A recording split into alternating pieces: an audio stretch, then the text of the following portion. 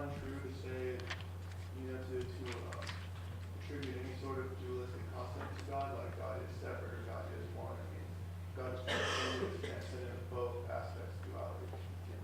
That's exactly what outraged the Jews when Christianity started. But it's also one of the troubles of using sort of the English language in Western thought, because English language is very grounded in sort of dualistic either-or concept. So that's why so often for some of the best ways to get at it is the mystical poetry or other ways. It's, you try your best with language, and it often falls short. And you'll find that probably in a lot of what we said. It'll make no sense because we tried our best and it fell short. Yeah, so you thought the last part was hard. Yeah, no, this is the part, I strongly want to preface this with, I really think this is one of the central mysteries of Christianity that Christians still very much struggle with. And I think, though I will stand by Bill and I's statement that this is a statement that almost all practicing Christians would agree with, if you then got them starting to talk about what the statement meant, you would have some very violent arguments, even though these are supposedly loving people. So keep that in mind, and Bill and I are going to kind of give you 3 different ways this is thought about, and you might say, they might strike you as contradictory, they might strike you as very similar, but we're trying to be kind of true to giving you a flavor of what we have seen out there in Christianity as kind of current thoughts in different groups. Does that make sense? Okay, so now let's go back to the question about made in the image. To understand this idea of atonement, you have to understand something else, which is a key biblical concept, and that's the idea of sin, which literally in the Hebrew means, like from archery, that you didn't hit the bullseye, you missed the mark. And in Christian theology, the fundamental sin, the root one, is that we're made to be to adore God and be in relationship with Him, our Creator, as creatures. But we don't like that. We want to be in charge. And that's the sin of pride, which is considered the most fundamental of sin. Another key premise is that everyone sins. I know some people don't agree with this, but to me this seems like a no-brainer. Especially in our own case. Okay. The third thing, we mentioned this one already, God is sinless, so He's holy, set apart. He's not like all the rest of us. And then the idea is that the sinful state, which is the state of being in rebellion against God, wanting to be our own gods, causes what Christians know as called the fall, which means it causes all kinds of conflict. It causes conflict with God, where you want to hide from God and get away from Him. You don't get along with others, like in the curse after the fall. The man and the woman struggle for control, even though they're attracted to each other. That causes conflict within yourself. You've got extra pains and things, and it also causes conflict with nature. Work is filled with Murphy's laws and all kinds of frustrations. So, the idea, though, is that when God made us in His image, it wasn't supposed to be like this, so He wanted to do something about this state of alienation. So, when we look at, so one of the things I stuck in here and it struck me is when we're talking now about the cross and the crucifixion. Okay, you may not have noticed, but we switched to that topic. Okay, so in case you missed that quick transition, and I thought it's worth it to just remind ourselves. I made this statement, and I think it's true. I think one of the radical things in Judeo-Christian tradition is this idea that God wants to have a relationship with us. Okay, it's very hard.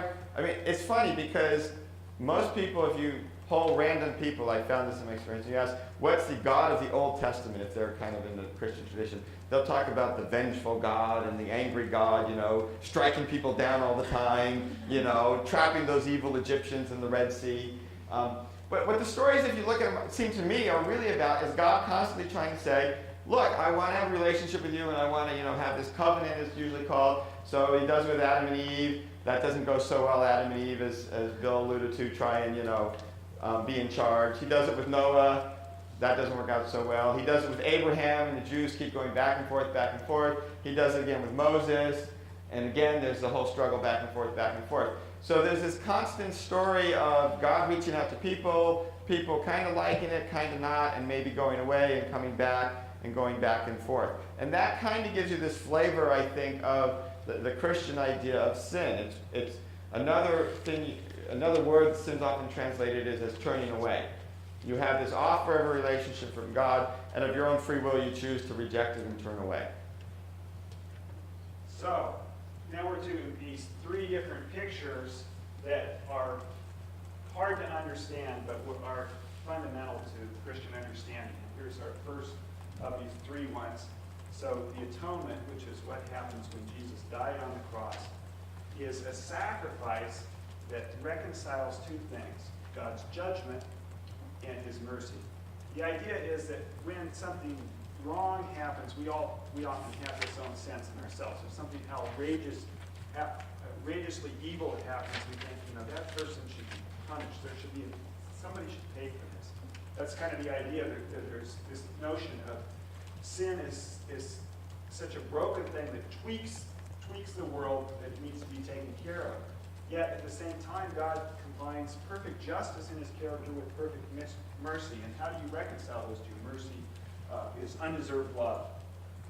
So then you've got this tension because sin is fundamentally incompatible with God's nature. He's perfect, kind of like arsenic would be to us. He can't live with it. And yet he's perfectly loving. So in spite of our sin, he wants to be in this relationship that Mike was just talking about with us. And it's not working, and humans can't fix it themselves because they're messed up. And so what are you going to do? You can't bridge this gap. If you ever try to live perfectly for even 24 hours or maybe a week, you find that you can't do it. So how do you bridge the gap? The idea is that God was the only one that could bridge the gap because Jesus came and he was God, so he was sinless, and yet he was also human. So he experienced our nature. And by taking sin on himself and dying for us, it's a punishment for sin, a sacrifice for sin, something that makes it right, like paying the fine for sin. And yet it's also an incredible act of love because he goes through this agonizing, torturous execution because he loves us so much. And it brings those two things together in a way that's mysterious. Mm-hmm. Well, Wait, yeah, you you missed don't one. want- How did I jump one? I don't know. How do I I go don't back? understand this thing. We're experimental scientists. Yeah.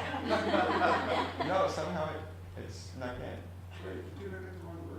We'll talk about Yeah, it. listen, That's page right. one. Yeah, and then we'll go back. It got out of order slightly. So one of the things that's been in sort of my journey through faith, however you call it, one of the things that's been very exciting for me, because one of the things I always struggled with is one of the extreme versions of the atonement picture or view that Bill talked about, that you will occasionally heard said is that, there had to be this bloody death for sin. It's the bloody death that was necessary. And all the focus is a little bit, in my mind, on this vengeful God who needed a bloody sacrifice to make things better. Which is, if you listen carefully, was not what Bill said, actually. That was not really the language he used. But this was something, I don't know how many of you are familiar with St. Francis. He was a soldier.